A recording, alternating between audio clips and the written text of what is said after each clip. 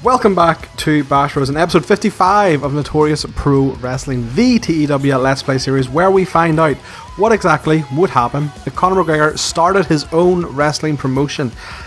Lads, I got news for you.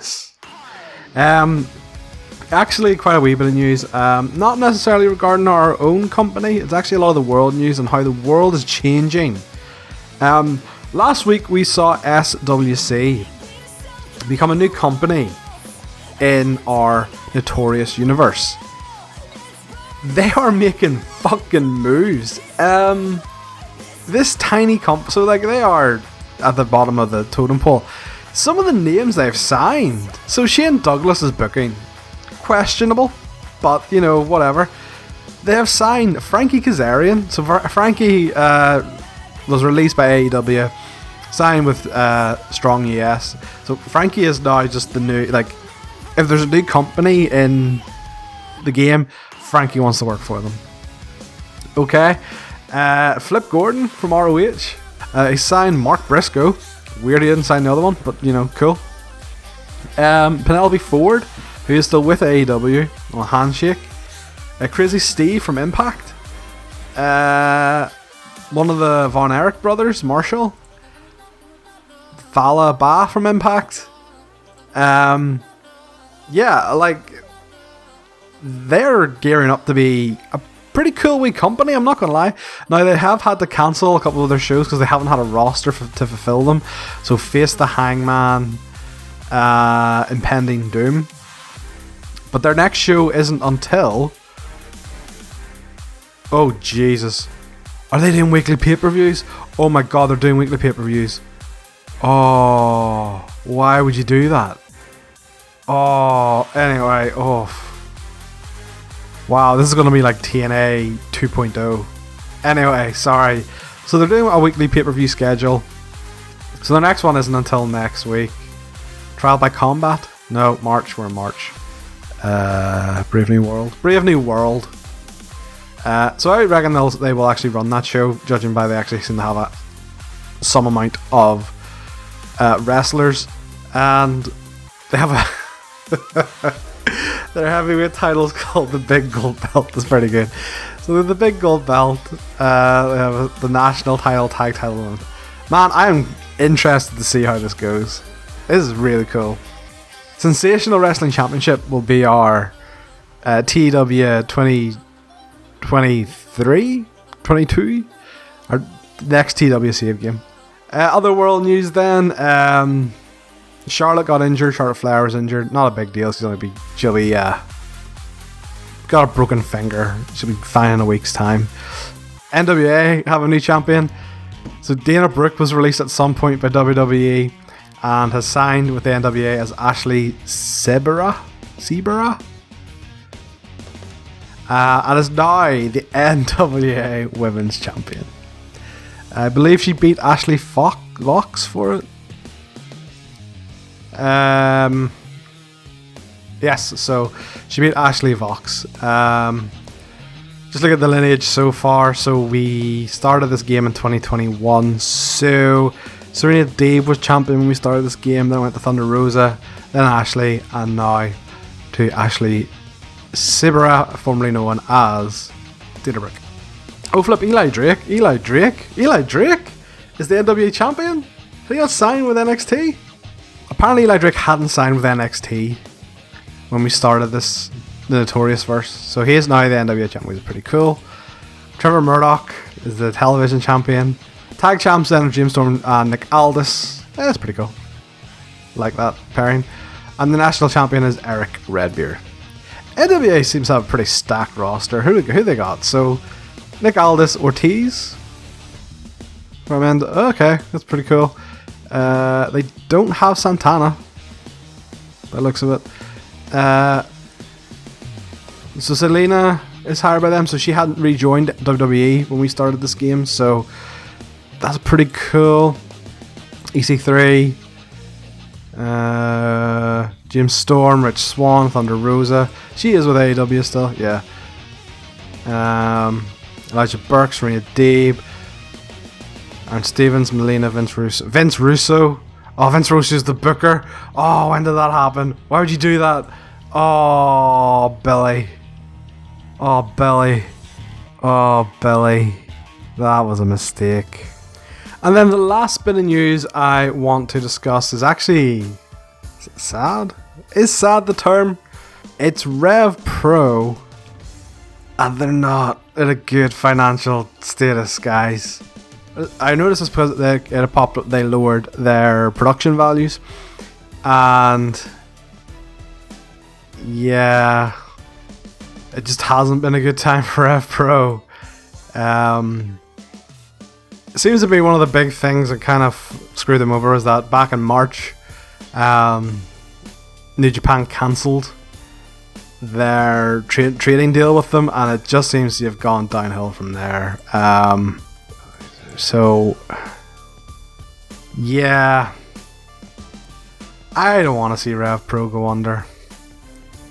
And Phantasmo left in October. I mean, their shows are still 52,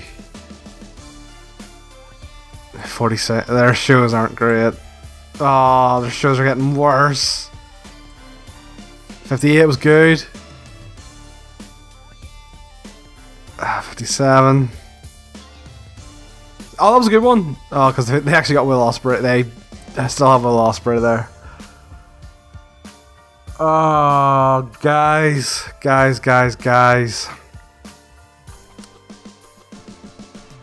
So at the start of this, RevPro were a bit of a pain in the ass to me, I will admit. They have since lessened their pain in the acidness. So seeing them this far down and possibly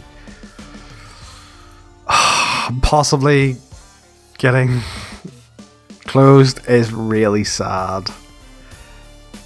At the minute, it could be fine. They usually, if a company's about to close, they usually get the vultures are circling sort of news article, and they haven't got that yet, as far as I know.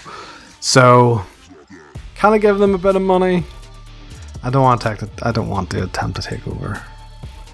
Relationship. I want to give them a bit of money. Like, I know we're not swimming in cash, lads, but we can spare like 250 to get them out of the red, I'm sure. Let's be friends. How do I be friends?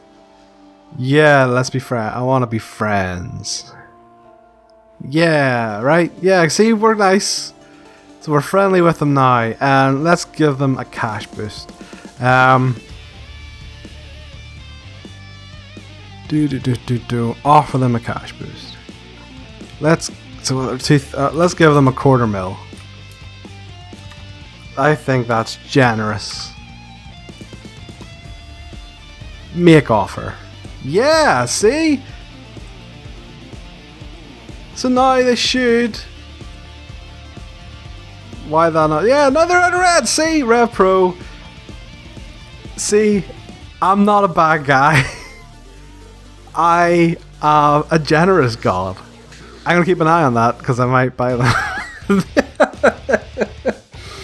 Once we get to a medium level, I actually might buy them.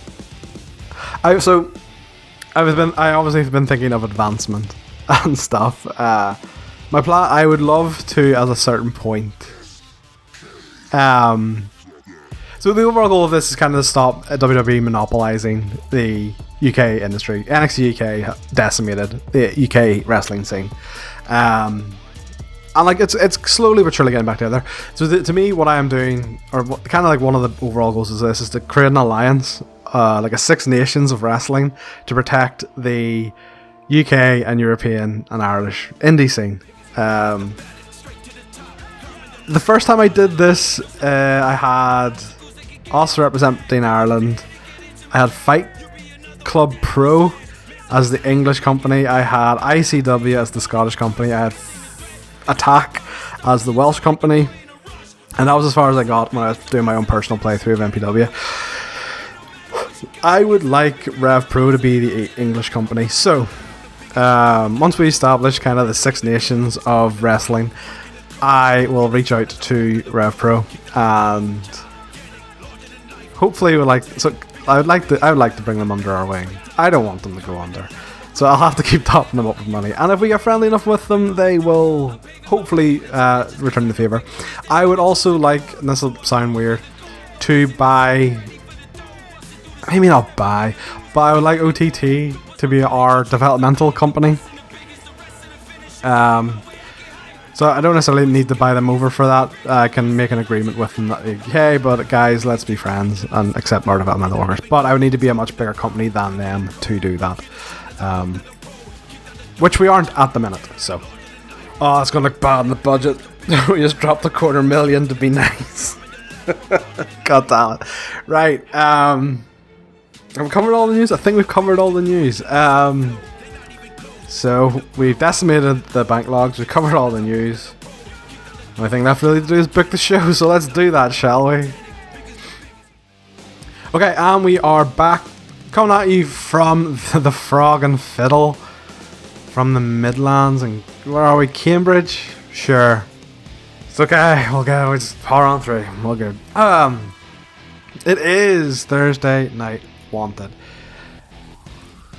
So a bit of a longer pre-show than we have done normally. I pushed a Grado angle onto the pre-show, and also I have Eddie Dennis just there teasing. Gross. Just there teasing a wee bit of what his future feud will be like. So yes, that is cool. Everything else though fit, absolutely no bother. So let's start the show. On the pre-show, Carlos Romo and Will Hobbs defeated the NIC when Will Hobbs pinned Charlie Cotter following a frog splash. Charlie had a 49, Oshin had a 48, Will Hobbs had a 44, and Carlos had a 51. Carlos and Will have zero chemistry as partners. They're not going to partner often, that's grand, whatever. So yeah, that is a 51 rated match overall, which is good. Post-match, Eddie Dennis is seen watching the NIC from the crowd. 42 rated segment, which is okay.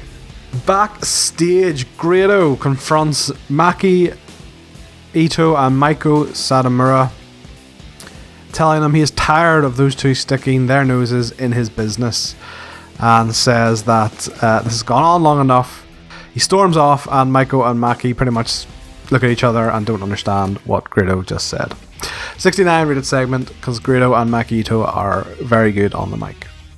Next up, in a tag match, in a bout that had good heat and decent wrestling, Maiko and Maki defeated Raven Creed and Nicole Matthews in 10 minutes, when Maiko pinned Raven with a frog splash. Maki had a 56, Maiko had a 62, Nicole had a 46, and Raven had a 34. 49 rated altogether. Maiko, it was a 10-minute match. Calm the fuck down. Pull out a 62 in a 10-minute match. Oh, bless you. 49, it's okay.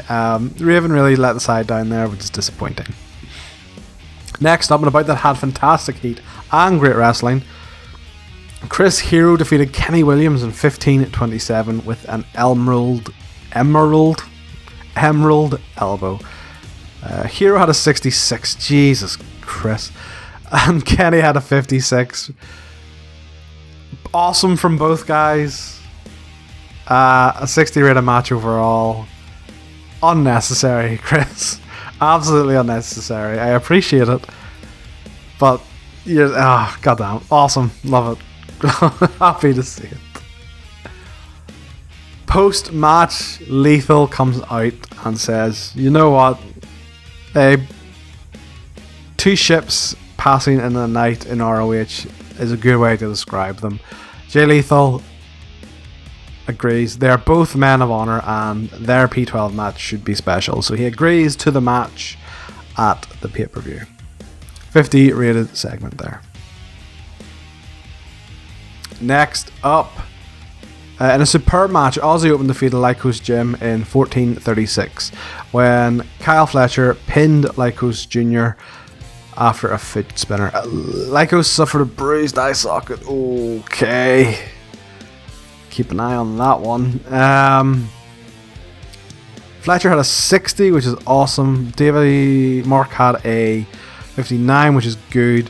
Junior had a 52, which is good. And Lycos had 58, which is good. 51 overall. 51 seems low. 51 seems low for that match. I know Lycos, like that's even lower than Lycos. Maybe because Mark Davis was off his game. So, sorry, yes, I forgot to mention. So during that match, Lycos Jim would have went for a chair, and someone in a hoodie from the crowd would have grabbed the chair. And it was revealed that the Birds of Prey are back. Yes, Rich Swann has returned from injury, and they cost Lycos Jim the match. Then post-match, Birds of Prey return and attack Lycos Jim, sending them running to the back. 52 rated segment. And in our main event, in an exceptional match, Ace Austin defeated Sonico in 20 minutes following a House of Cards after a distraction from Pentagon Jr. Ace had a 65, Sonico had a 60, awesome from both guys. Pentagon foreshadowed his face turn, Jake did good work at ringside. Sonico and Jake have good chemistry, the benefits just keep on rolling. Ace Austin has benefited from a hot new move. Guys, it was a good match. 63 overall. Post-match, Pentagon goes to attack Jake, but Sonico stands in his way. But they don't fight. Sonico still does not want to fight Penta, and Pentagon does not want to fight Sonico. And Jake uses this delay to take the belt and scarper to the back. 64 rated match. And this will lead to a match between Sonico and Penta at the pay-per-view for the title. And we have to turn Penta. We said better fucking work. He's had like 15 seconds. Yeah, complete success. 62 rated overall, which is very good. Very, very happy with that. So first thing I want to do after the show is check this injury to Lycos, or to Kid Lycos, and he can work through it for 20 days. That's okay. I don't really have any plans for him until after the pay-per-view now, so he can rest up a wee bit. I'm just looking at the rest of our medical stuff. So Lewis is still out with a broken leg for 2 months. And Mad Marley Quinn still out for another 9 months. Oh, it hurts. I cannot tell you how much that fucking hurts. It really can't. Right, news then. SCW are still making moves, or SWC are still making moves. They signed Christopher Daniels, so he's on a handshake with... Oh, he's left AW. So he was... Wow, so they have Kaz and Daniels, so they could do Bad Influence. Or SCU. Actually, yeah, because he signed Scorpio Sky too. So he could have... He had left AW too, flip me. So SCU then could technically reform in SWC. That's awesome. They hired Shelton Benjamin, so Shelton was actually released from WWE last week, the week before. Yeah. Actually, this week, he's released this week. He's gone to SWC. Jay Briscoe, so they have both Briscoes there now. Eli Drake, current NWA champion, Eli Drake is going to SWC. Bram going to SWC. Alex Colon, Zicky Dice, Britt fucking Baker. Holy shit. She's not the champ in AEW. Who's the women's champ in AEW? Anyway, sorry, I just wasn't. So Britt Baker is going to SWC.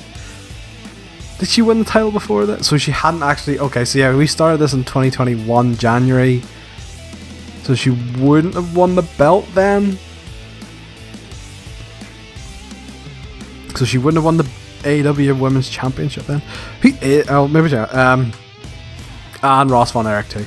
Man, that is shaping up to be a really dope promotion. I'm curious to see who AEW's Women's Champion is. Wow, it's still Hikaru Shida. Oh, she dropped the Nyla and won it back, so... Yeah, so we started this in January and she won it and she dropped the Nyla and she's won it back since. So the current reign of Britt Baker DMD hasn't existed in the Notorious universe. Pac is the TNT champion. Beat MJF for it. He beat Darby Allin for it, and that's where we came in. John Moxley. By the way, I have pictures loaded for these guys. I don't know why it's not showing. John Moxley then. A 2-time champ, so actually won it back from Kenny after he dropped it to Kenny. So he was champion whenever, or no, Kenny was champion when we came in. And then John won it back. He's held it for nearly a year. Wow. And tag champs are FTR. So where we came in at the Young Bucks reign from November.